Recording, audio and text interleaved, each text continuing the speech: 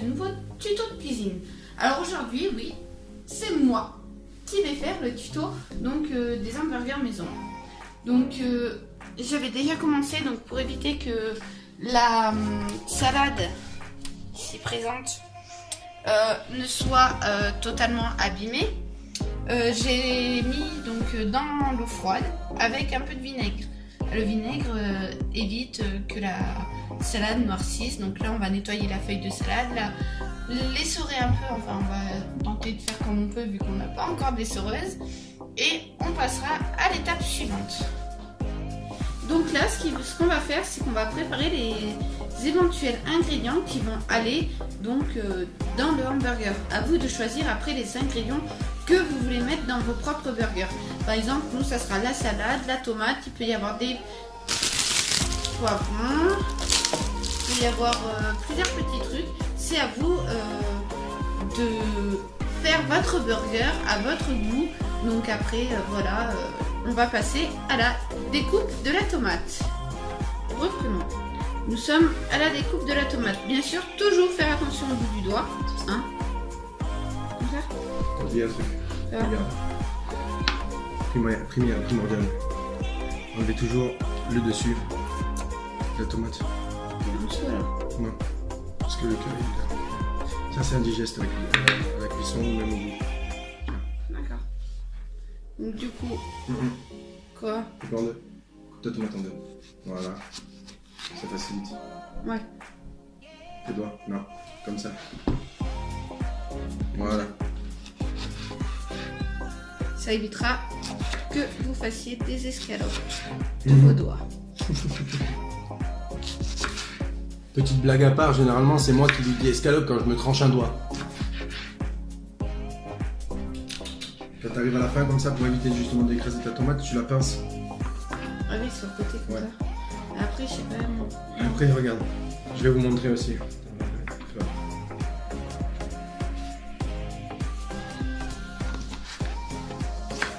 Quand vous arrivez en fin de la tomate, généralement pour éviter qu'elle s'écrase, Comme hop, moi j'ai fait. vous la prenez, soit vous la tournez dans l'autre sens, vous la pincez.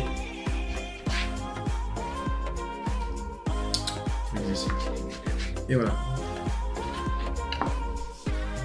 Donc, après, une fois votre tomate coupée, vous pouvez la mettre sur un des deux côtés en attendant de former votre burger.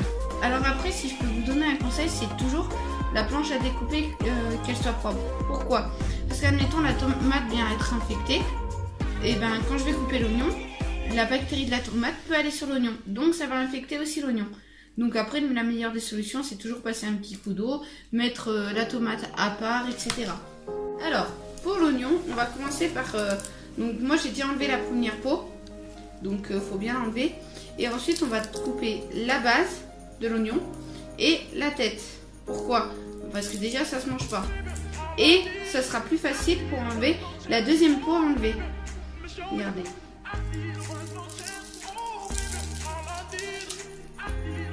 Vous voyez? Ça s'enlève quasiment immédiatement tout seul.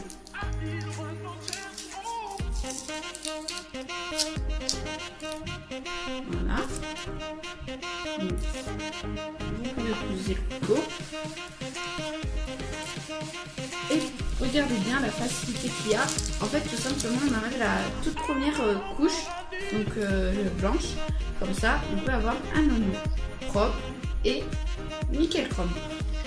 Donc là, pareil, les déchets, on va les mettre à la poubelle. Il est important de faire ça en temps et en heure parce que sinon, on se retrouve très vite débordé par tout ce qui va être déchets alimentaires. Donc là, on va faire la même étape que pour la tomate. On va couper l'oignon en deux. Alors, petite astuce que j'ai appris lors d'un de mes nombreux boulots.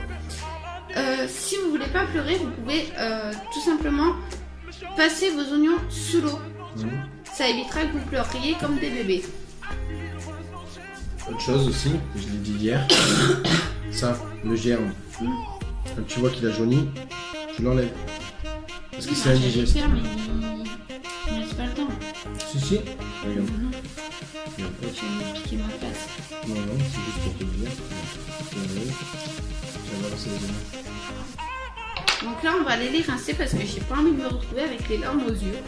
Et surtout, n'oubliez pas, il ne faut pas se toucher les yeux après avoir touché des oignons. Donc là, nous allons couper l'oignon. Bon, pourquoi j'ai pris un couteau plus long? Déjà, ce sera plus facile pour moi. Déjà. Et puis, ça me permet de faire des plus belles petites tranches.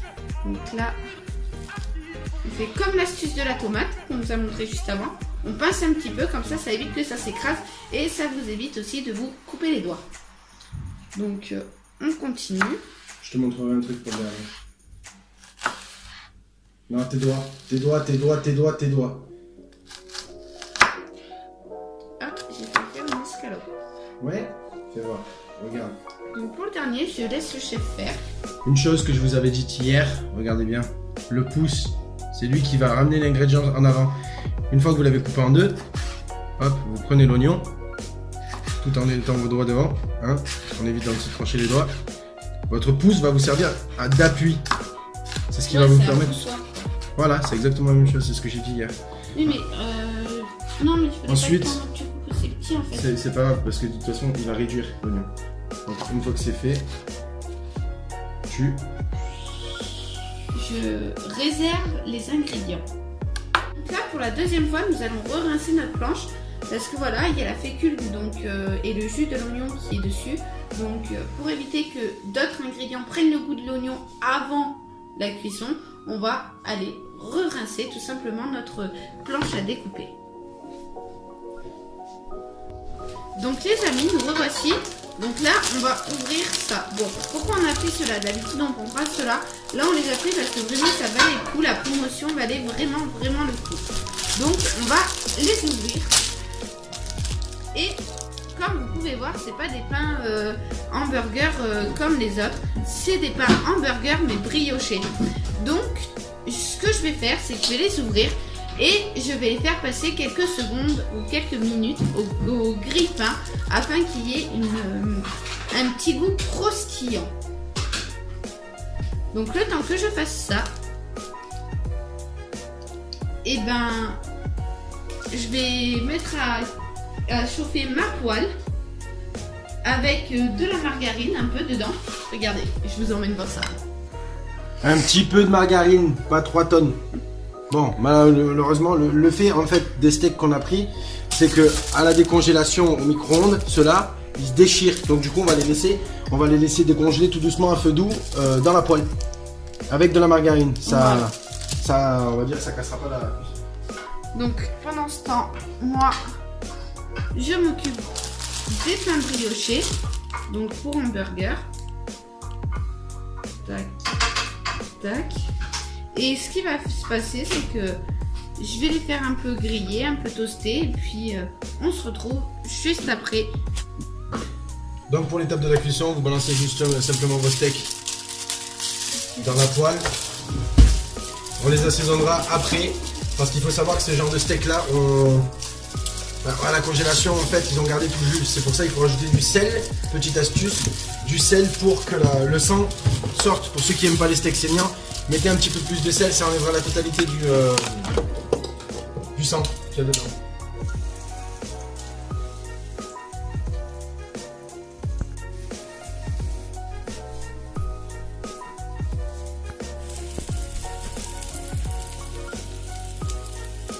On passe à l'assaisonnement. Donc basique, Voilà. un peu de poivre, Sel.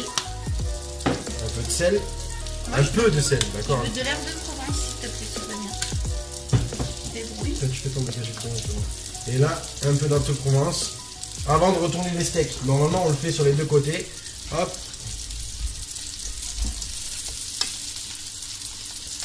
Voilà, les steaks se déchirent déjà.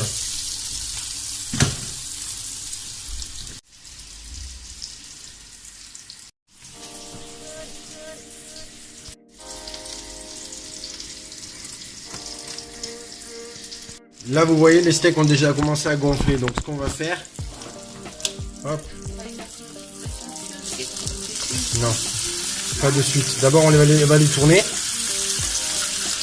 On va attendre que ça grille de l'autre côté, mais bien comme il faut, avant d'appuyer un petit peu dessus pour faire sortir tout le sang. Regardez. Mais vu que c'est des steaks, comme je vous dis, ils sont imbibés d'eau étant donné qu'ils étaient encore congelés, on ne peut pas faire mieux que ça, à moins de laisser le feu, c'est le cas de le dire, faire son affaire. Hein.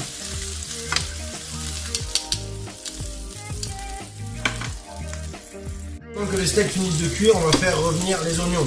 Les oignons, ils ont été coupés, c'est pas pour rien. Une fois que les steaks sont finis, on va garder le jus de viande qu'il y a dans cette poêle pour le basculer dans celle-là. Comme ça fera une sorte de micro-matière grasse, on va dire. Ça facilite la cuisson de l'oignon et ça évite aussi de pleurer. Hop, on inverse.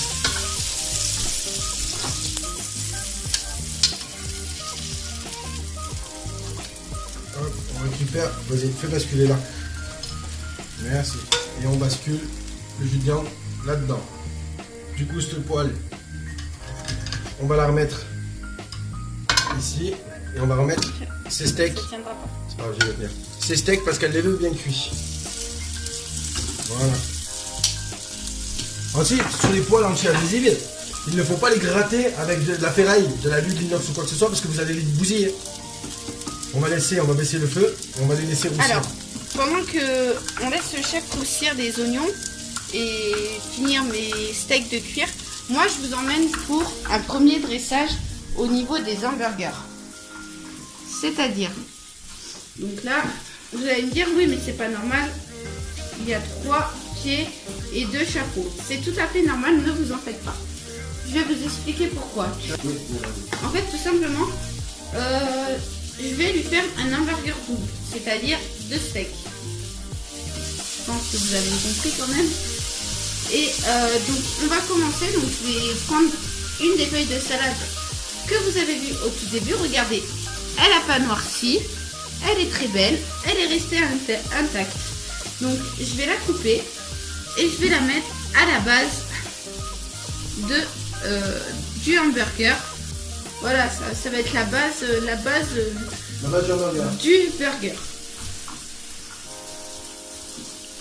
Donc on prend 2 feuilles bien sûr parce que du coup il y a 2 hamburgers différents. Là. Voilà. On va venir mettre un steak. Donc là. Et un autre ici. Voilà. Chaud, sur ta droite. Chaud.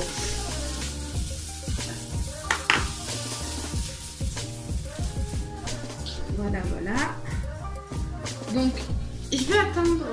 non, je vais mettre les tomates qui étaient en réserve.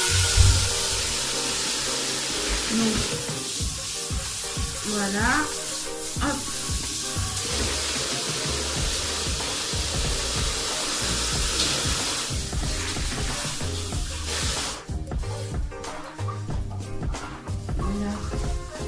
Allez. Chaud.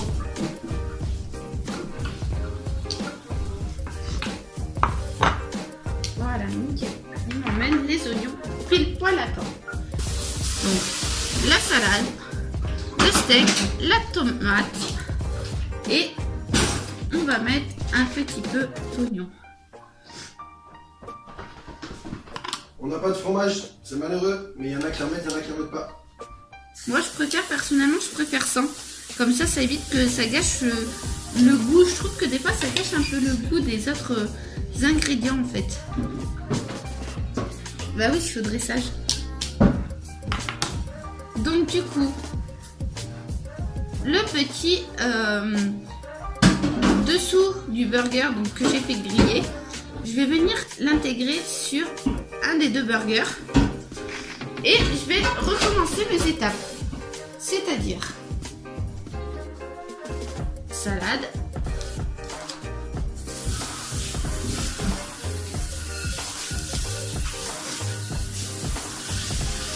voilà la salade, et donc là je vais rajouter le deuxième steak, on est d'accord,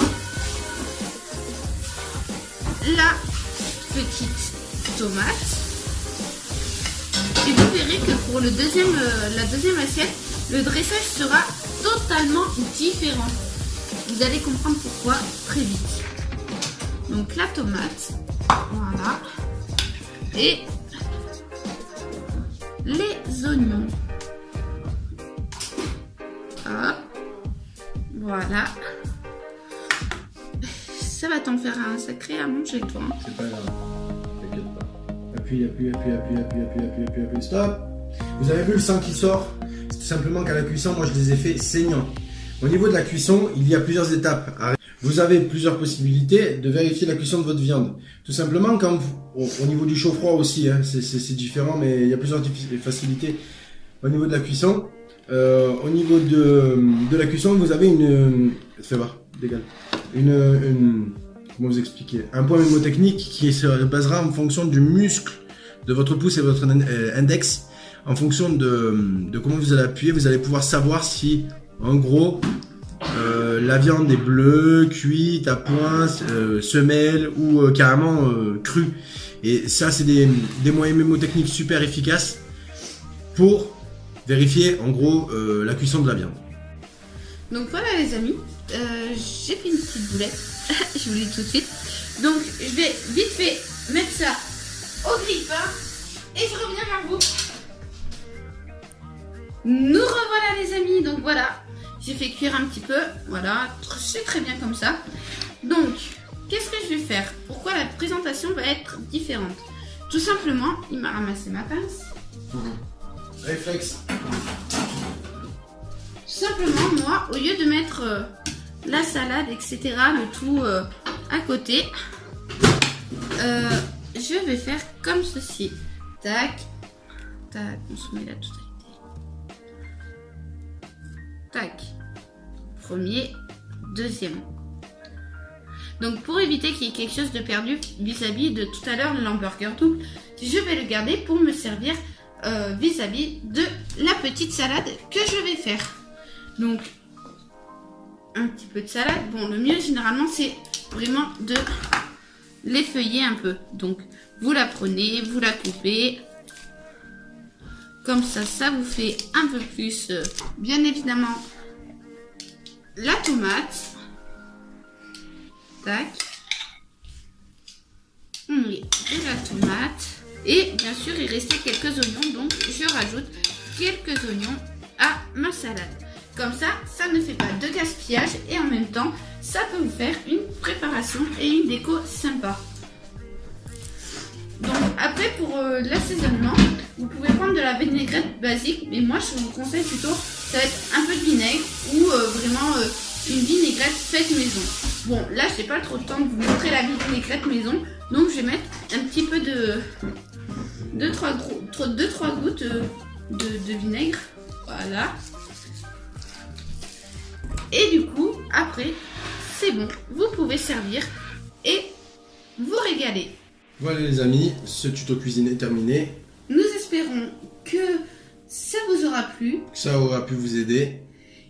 Et sur ce, bon appétit à tous. Et bonne dégustation. Bye bye tout le monde.